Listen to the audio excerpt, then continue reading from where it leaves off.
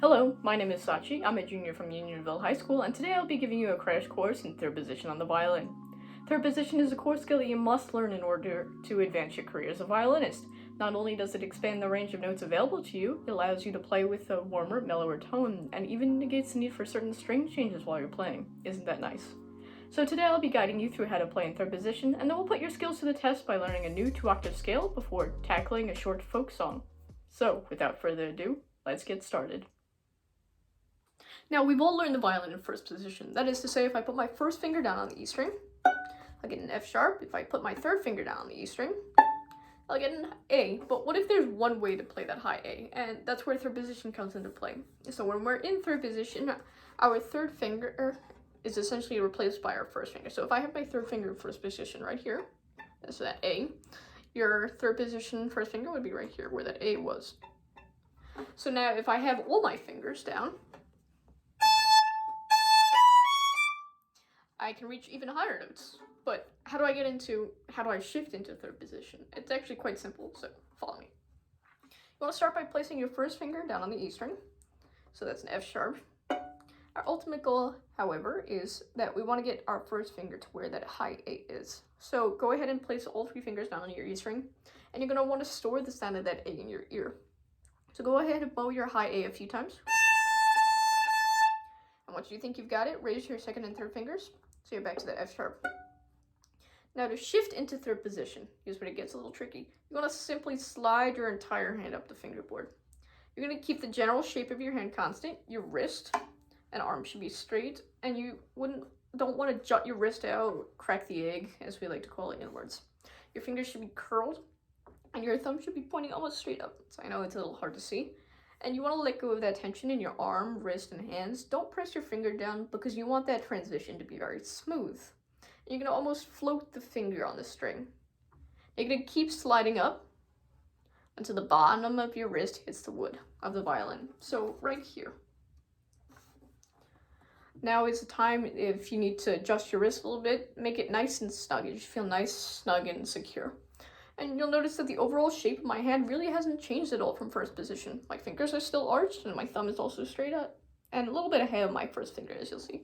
And now my shift is complete. I can go ahead and press my finger down so I can play that note, that A. And this is what third position feels like. And it might seem a little funky at first, but with tons of practice, tons of repetition, you'll get very comfortable with the feeling. All right, so go ahead and test your third position. When you bow that E string, it should sound just like that A we stored in our ears before. Because we replaced that third finger with our first. And don't worry if you're a little flat or sharp, your shifts will become more accurate with practice. You can shift up and down on any string actually, but I find that the E string is the easiest to learn. And speaking of shifting down, how do we get down from here? We simply perform the same steps in reverse. You want to let the tension in your wrist go. Kind of float the finger above the fingerboard. I know the video isn't very clear right here, but you go ahead and pull your wrist a little bit away from the wood, ever so slightly, so your wrist is straight again, and you have a small space between your wrist and the wood. And you're going to slide, without pressing your finger down, back to that F sharp from earlier. You should feel secure when it's back in first position. So you have a shift down, and you can shift up. And that is third position. Easy, isn't it?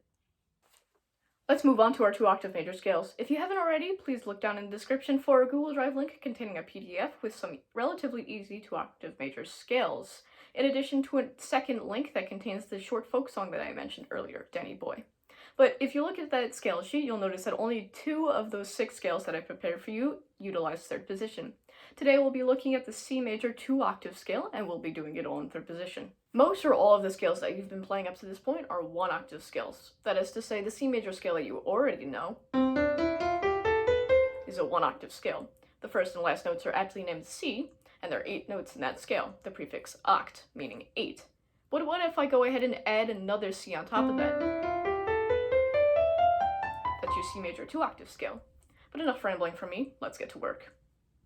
Now, if you take a look at your C major scale, you'll notice that there's actually no shifts in the entire piece. The entire scale is played in third position, and that's just because we want to get used to that feeling of third position and where to place our fingers, how far to space them apart so we can play in tune. So our first note is first finger in third position for that C. it's a little hard to see. And now the next three notes are all whole steps apart, so they all have space. So C, D, E. Now because the key signature is all naturals, that next F is going to be an F natural, and F natural is right next to E. So we're going to do these two fingers should be close together. Close together. And then you're going to repeat that same finger pattern on the D string. And that should feel awfully familiar because you're 1 octave C scale.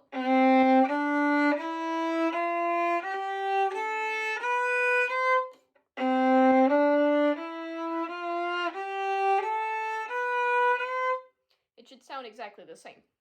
And so after this we move on to the next octave. So that's D, E. And now E is supposed to be right next to F, so these second and third fingers should be right next to each other. Right next to each other. And then G is a whole step away from F.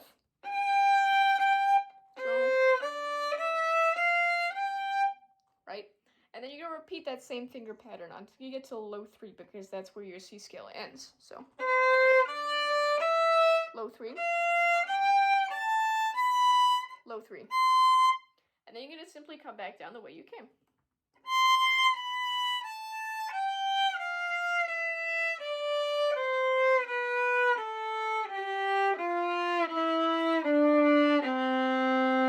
It'll be a little tricky at first, but you'll get it soon enough.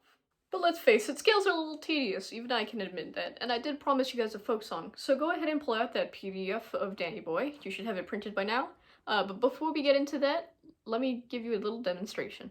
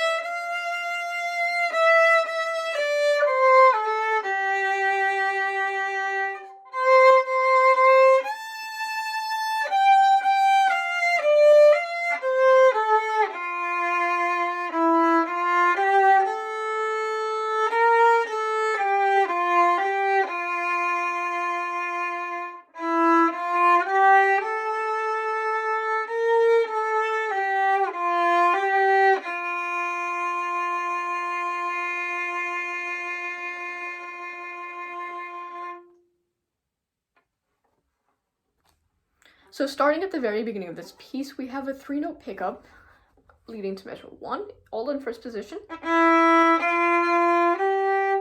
immediately after that, we shift up on the downbeat of measure 1. So we go from a 3rd finger to a 2nd finger.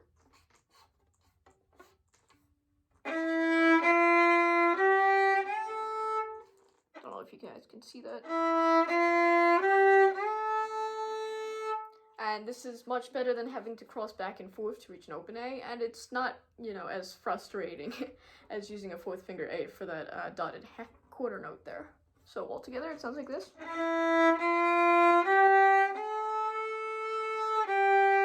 Now you're gonna play that open A, but stay in 3rd position.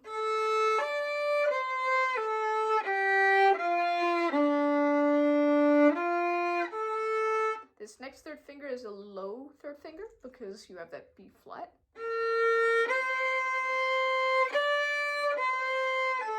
Next is a 2-2 shift.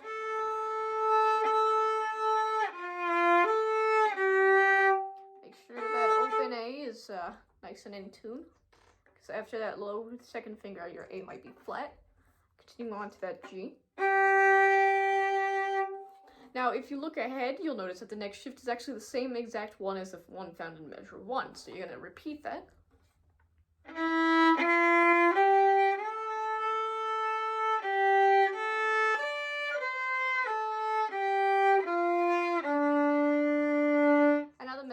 raise it a little bit.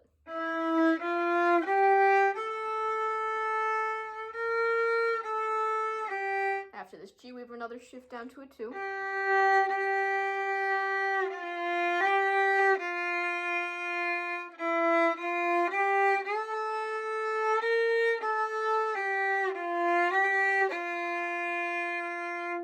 And that finishes the first phrase, which very slowly sounds like this.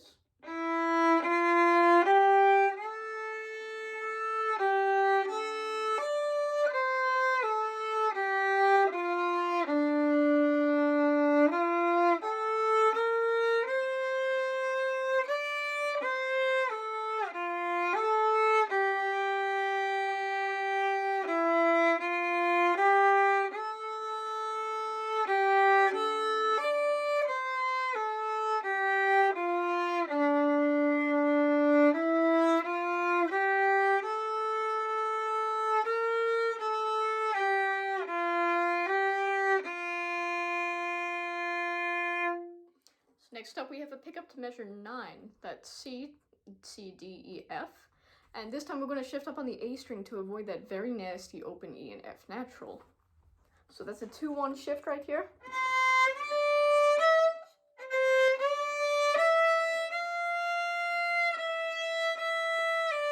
Now shift back down from this D, sorry.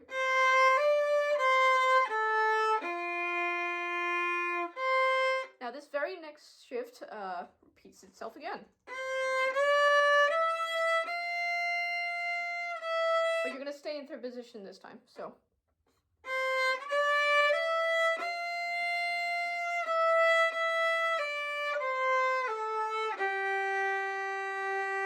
Now you have a very brief eighth note rest. So you're going to get ready to shift up to that high A in measure 13.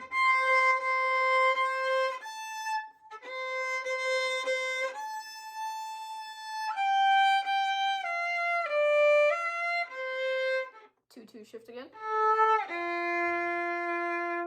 Now you notice for the last 3 measures, including the last 3 notes of measure 14, you'll notice that the melody repeats itself. However, there is a decrescendo, and the music makes things a little bit easier by playing in first position for the first time it goes through, to maintain that bright quality associated with first position. But the second time around, it actually swaps to third position, so we have that nice soft ending. So this is the last 3 notes, measure 14.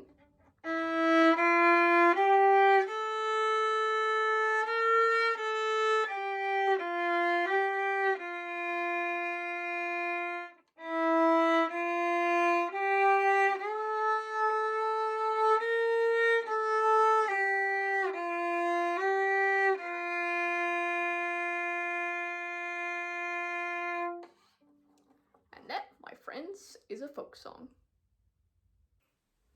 Well, that's all I have for you guys today. I hope you enjoyed watching this little video, but of course, please note that watching this alone does not make you a master of third position. This video only scratches the surface of violin techniques, and as always, you will only improve with tons of practice. That being said, thank you for sticking around, and until next time, take care.